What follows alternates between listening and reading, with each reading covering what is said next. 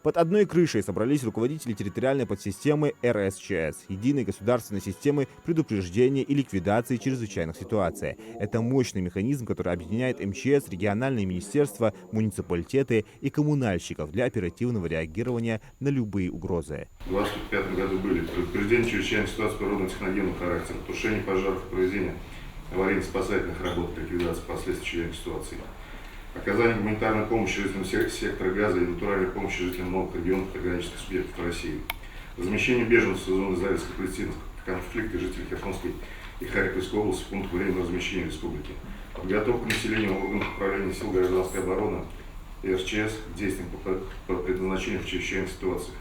В текущем году, несмотря на произошедшие ситуации, 2 ЧС было у нас. В результате проведенной работы с территориальной подсистемы удалось не допустить в целом осложнения оперативной обстановки на территории республики. После вступительного слова заместителя председателя правительства Ингушетии участникам показали фильм о буднях спасателей, пожарных и других экстренных служб. Силами РСЧС было спасено более 400 человек, ликвидировано свыше 450 пожаров, 228 раз спасатели выезжали на ДТП. Но были и трагедии, которых, увы, не удалось избежать. На территории республики произошло 2 чрезвычайных ситуации. К сожалению, 3 человека пострадало, 2 погибло, из них 1 ребенок. Взрывы бытового газа, шторм в Назране, поваливший десятки деревьев и оставивший город без света, масштабный пожар на рынке в Сунже. Вот лишь некоторые вызовы, на которые пришлось отвечать в 2025 году. Особое внимание безопасности на дорогах, 10 погибших, 347 пострадавших, в том числе дети. Также в текущем году зарегистрировано 8 сейсмособытий без жертв и разрушений. Магнитуда составляла от 2 до 3 баллов по шкале Рихтера. Реагирование органов управления и сил функциональных подсистем и звеньев территориальной подсистемы РСЧС Республики Ингушетия, а также информационный обмен между ними при чрезвычайных ситуациях и происшествиях в 2025 году осуществлялся 760 раз. Количество пожаров в 2025 году выросло более чем на 20%, и главная причина – пал сухой травы в условиях высокой пожарной опасности. При всем при этом число погибших на пожарах удалось снизить на 60%. Всего на территории Республики Ингушетия зарегистрировано 4758 объектов контроля, на которых должностными лицами органов государственного пожарного надзора в 2025 году проведено 35 контрольных мероприятий.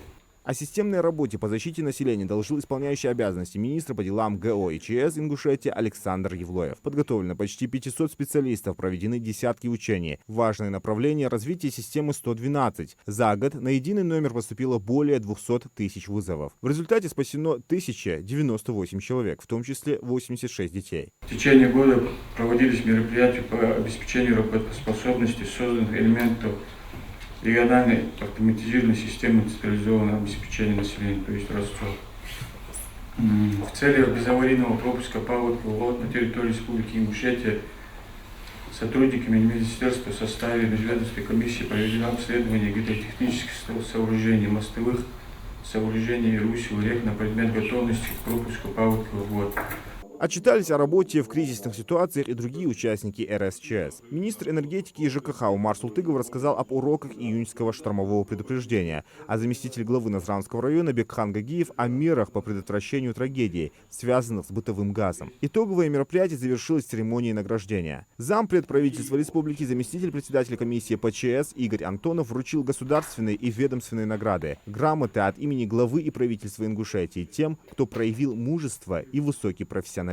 Хутиеву Михаилу Мажитовичу, мастеру участка Сунжский лесопожарный центр.